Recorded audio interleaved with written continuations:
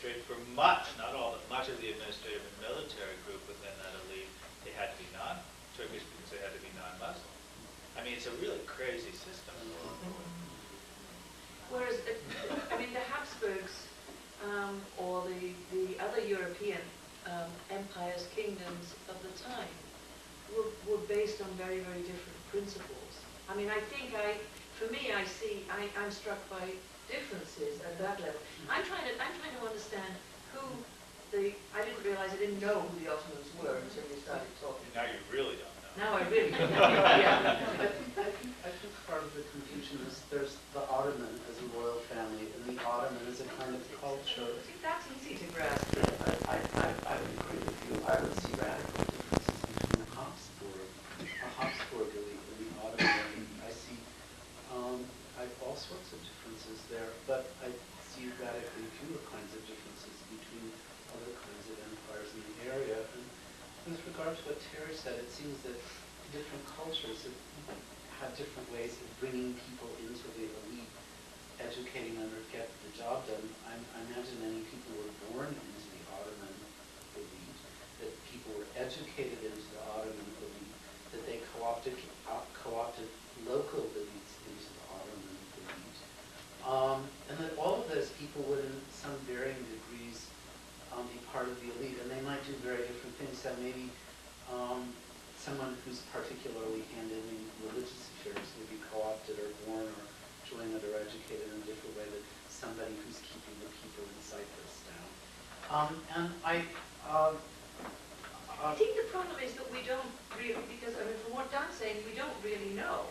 And I think just to problematize the whole issue of who the Ottomans are and how they changed over time actually raises some very interesting intellectual questions for us in terms of approaching this whole period. And that, I guess that's Yeah, because this kind of rolls, I think it could be said to roll into the question of Ottomans and modernity, if you want to move on to that.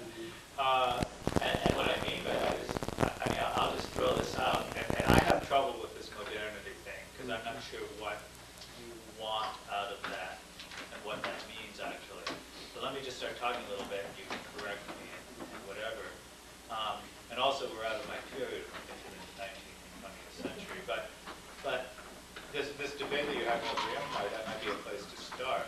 That in terms of modernity, the empire, the very idea of empire, whatever that idea is, wouldn't fit into the idea of modernity.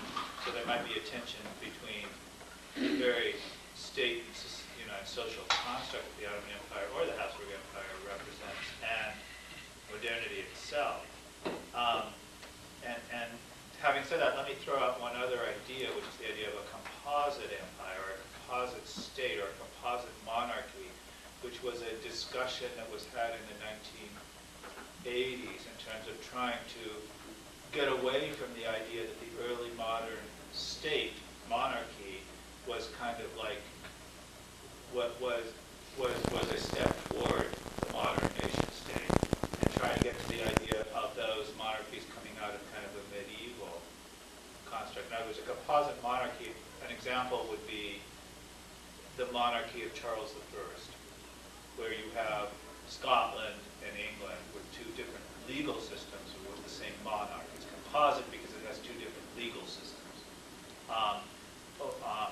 The Habsburg Empire would be similar in that it's a mosaic, a tapestry of different, right? Is this right or not? There's a single monarch, but so it's a composite monarchy.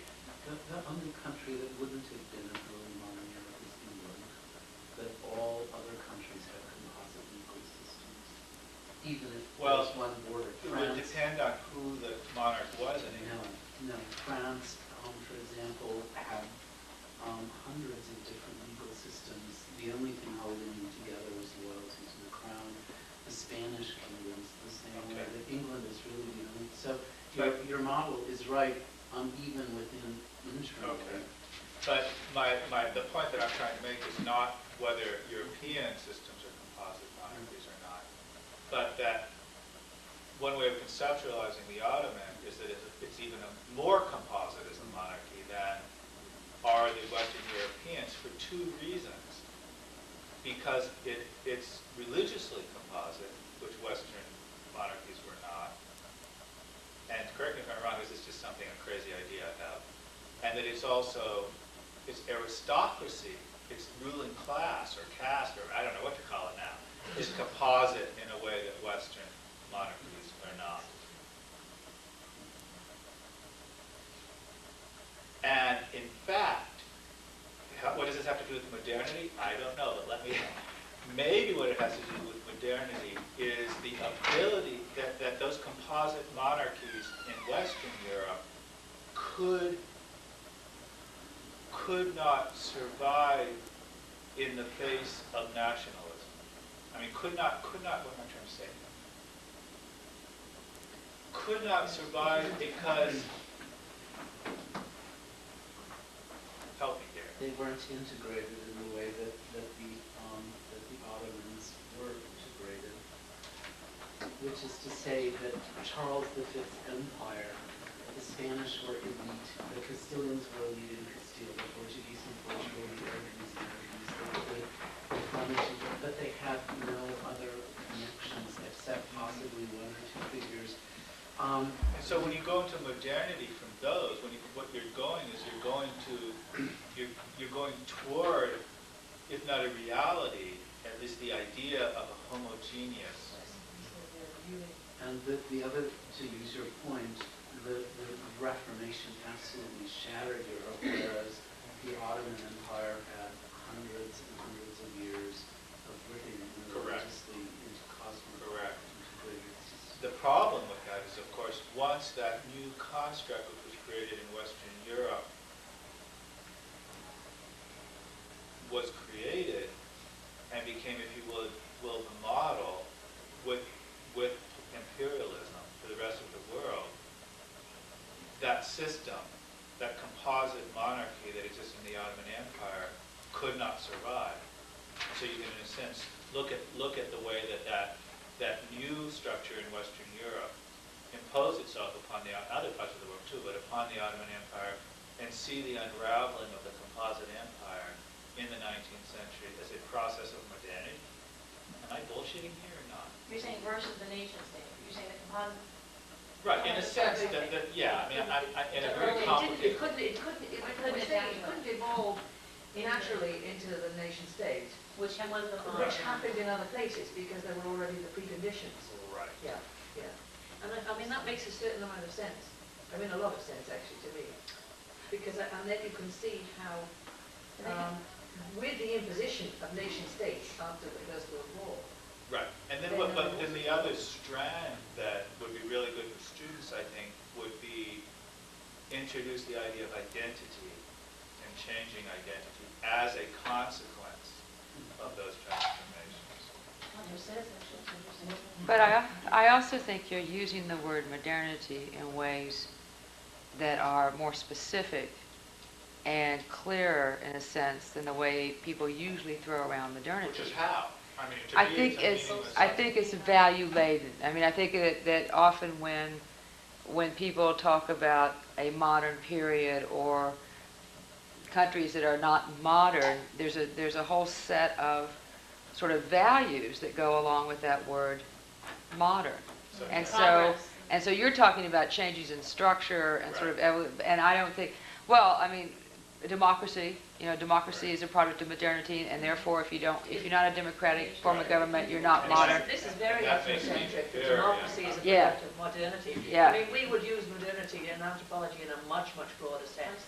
In terms of, Well, I mean, so would historians, but not all historians would do that, The fact that democracy is seen as a, Yeah. I mean, changing political systems, yes, but Yeah. to point the finger at just one political system sounds very strange.